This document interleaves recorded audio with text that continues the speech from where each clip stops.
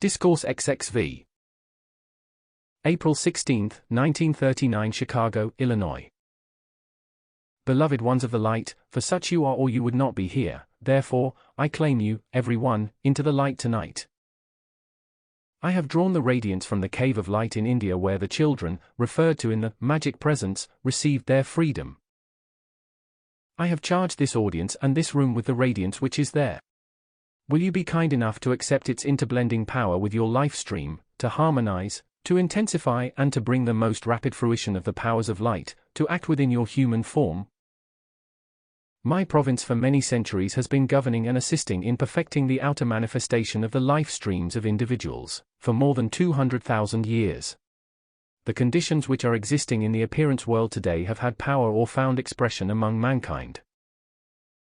Now notice. The conditions which have been dissolved from the atmosphere of Earth, the black magicians are no more. Much of the humanly created substance charged into the atmosphere of Earth has been dissolved, and mankind's own accumulation of the ages is being rapidly dissolved and consumed. Do you not understand the tireless efforts and the energy which are being released to bless mankind and set the Earth free once again? You might be justified in saying that from the appearance of Europe and the Orient, there seems little evidence of these words. Oh, quite true. Quite true. But is the mankind of Earth wiser than I, who for 2 million years, have been the authority to this Earth? You can scarcely believe, beloved children of light, that such a stupendous change can take place, and yet you shall see it. You have been told a number of times, this is the culmination of the ages. Only as you see certain coming outer manifestations, will you understand how very true it is. There are those who could have this great opportunity and this power of action in their lives, but they do not take hold of it. How unfortunate all do not take advantage of it. We have been patient a long time. We can still be patient for a time. Then the great law of life says, no longer, children of Earth. No longer may you have time to make up your minds. The great law of life says then, I shall make it up for you. That is not unjust.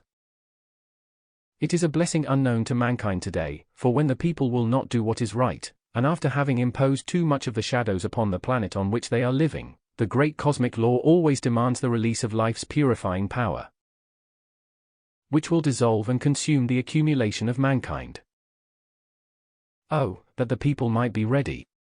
Yet, in all the ages which have passed, when people have been prompted to prepare for the coming changes, still in their unbelief they have said, thou art foolish. Too late, they found they were foolish. Today, there are a great number of mankind who say, why be concerned about the coming changes? I will survive or pass out. How do you know you will do either? The law of this earth has undergone vast changes. There will be many who will say to me, how can life change its laws? Life never did, but the people in their interpretation of that which they believe is the law of life, are sometimes far from the truth. We alone who know the truth, should at least be listened to. When these great changes begin and the contending human beings upon this earth see the vast cosmic power taking action against their puny human selves, they will see how frail indeed is human effort. Oh, the arrogance of human minds, to think they are authority, to think they hold dominion over the intellectual attainment, or to think they have the wealth of what is gathered about them.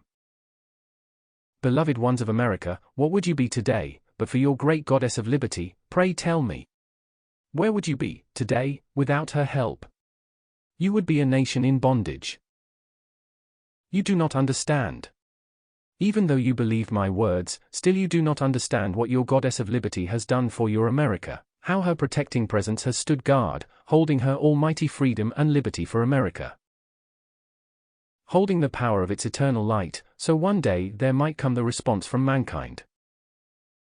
Will you believe me when I say to you tonight, your beloved messengers, who in their classes have read Washington's vision, containing that which the goddess of liberty gave him in those days of great trial, have drawn your attention to her great help? Can you understand what that has done, as it spread its radiance among mankind, causing the people to release the assistance which they must give, if these changes are to come, and if that third episode is to be kept from action in America? The people of America must give response to her presence of life, and bring forth its action in the call to light, to give the assistance which she has shown you so plainly.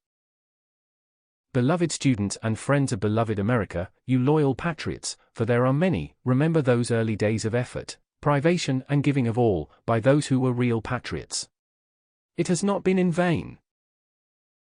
By these mighty calls to save the civilization of America, there is coming a great release and relief.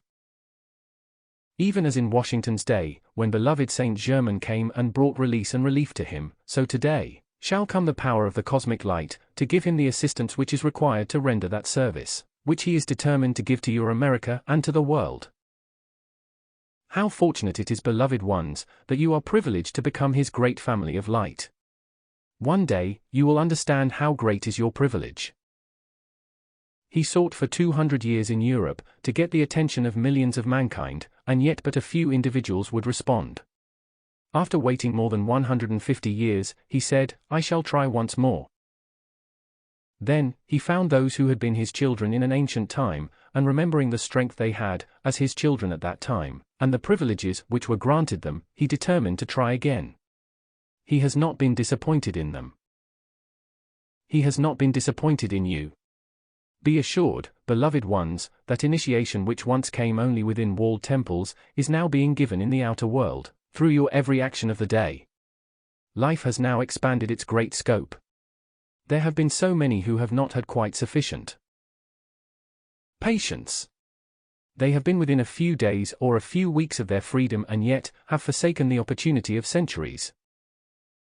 May the light which is now intensifying henceforth hold every one strong within the light of his or her I am presence, so each one's patience may continue until he or she observes the victory. You have observed conditions of the past.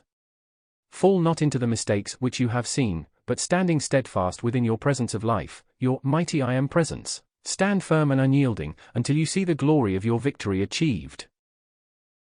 50 individuals within 5 years, who stood within a few days to a few weeks of their victory of life, have turned aside and returned into their unhappiness. If you would observe them, you would prevent yourselves making the same mistake. We long to see you free. We long to see you patient, until your call to life will set you free. Since we are giving such great assistance, mankind should be patient. When the people have had for centuries, hundreds and thousands of lives in discord, to be patient a few years, even today, should become easy. Beloved students, we have prepared the way for the glory, the expansion of the light in your city. Since your beloved Saint Germain saw fit to bring forth this great light here, we feel obligated to him, to endeavor to establish a mighty focus of light to spread its radiance. Even the cosmic powers, as you observed, have come to our assistance. Will you go on in the old way feeling discord toward each other, when the culmination of all life stands at your open doorway? Can it be possible, mankind will not see, before the people stands the open door into the octaves of light, the jeweled door of achievement, of eternal victory? Is it possible that mankind and the student body will not see? Just because of little human differences, should individuals allow sufficient discord to drive in, and turn them away from the light, or delay their victory which could be quickly achieved? Beloved ones, the opportunity of eternity is here. You alone must choose, and value all the promptings we give, and that is a thing which heretofore has been absolutely forbidden. In the requirements of the earth at this time, these things are being permitted, which have never been done in the history of the earth. You who have failed so many times before, now when you stand absolutely ready for the victory, will you fail again? Some have, but will you? You must decide. There is not one thing in this universe which could make you fail but yourself, your own human self. Remember, there are two of you, the human and the divine. The human has been growing very frail in its power of dominion, and in your calls to the light within you has grown strong in its dominion. Will you not allow it to continue, until all human qualities have entirely vanished? Then in the greatest raising power of your presence of life, the earth can no longer hold its dominion over you. In the glory of its magnificent splendor of life, stand and again gaze upon the earth, looking down your life stream on all that has been, seeing the years, the centuries of wasted energy. Such is the condition of mankind. Centuries of wasted energy, and yet life does not condemn you. Life does not say to you, you shall do thus and so. It says, if you will give obedience, thus and so shall be the result. Will you, my beloved children, give that obedience? Will mankind awaken now at this opportunity? Those who refuse it this time will be compelled to wait a long time. When individuals think in their intellects to cast aside the opportunity which life has offered them, it is quite a tragic thing. They feel they are defying the forces of light. What a pity! What a pity! Life will not take you by the shoulder and say to you, "Give me your obedience." Life waits in its infinite patience for mankind to willingly give the obedience required for freedom. Beloved mankind, you must understand you alone must determine to give obedience to life. In the case of vicious individuals, their free will is now withdrawn. That is why you are seeing such great changes in your schools, and it will also come in the political world. I say to you, ladies and gentlemen, watch. You will see the greatest changes in the political world you have ever witnessed, because its destructive influence and power are gone. Watch it and see. The gathering together of treachery and intrigue to prey upon the mass of mankind shall cease forever. Mankind shall arise in the call to the presence of life for its dominion here. Remember, many of you who are here have felt such inability, such helplessness before the forces of the appearance world. Ladies and gentlemen, arise. Accept the power of your dominion in your call to light and be frail no more. The most delicate lady in her call to life has power infinite, and you strong men, physically speaking, in your call to light with the energy which is there, can release the power of life, to clear the conditions of the earth, and render this service which mankind needs in America today. Will you not render it? Do you quite understand your beloved America is like a good mother holding you in her loving embrace? Do you understand, that is what your America means to you, from her bosom giving forth the glories of all mankind needs for sustenance, health, strength, energy and power of achievement? Oh, beloved ones, you who live in the great cities, have forgotten the agricultural world. Remember it again, please. Remember, without it you are lost. Remember, without your producers of the supplies of the world, you are lost. So, protect your supply of every kind. Remember, protect your transportation which has been brought to you in such magnificence. It is at the point of great achievement. Will you in the lack of your call to life, let it be delayed for another 50 years? You could have magnificent transportation within 12 years. It could be filling the earth. You could have breakfast in New York and dinner in Los Angeles. Then, you could have breakfast in Los Angeles and dinner in London. Try to follow me for a few moments and understand that in the atmosphere of Earth, there are currents of electrical energy of which the outer world knows nothing. In the new means of transportation, there will come something of the knowledge of these air currents. Then, you will go into those air currents, and be carried with their natural speed, far beyond what your airplanes have today. Those natural electrical air currents will carry those planes at a speed far beyond what you have today.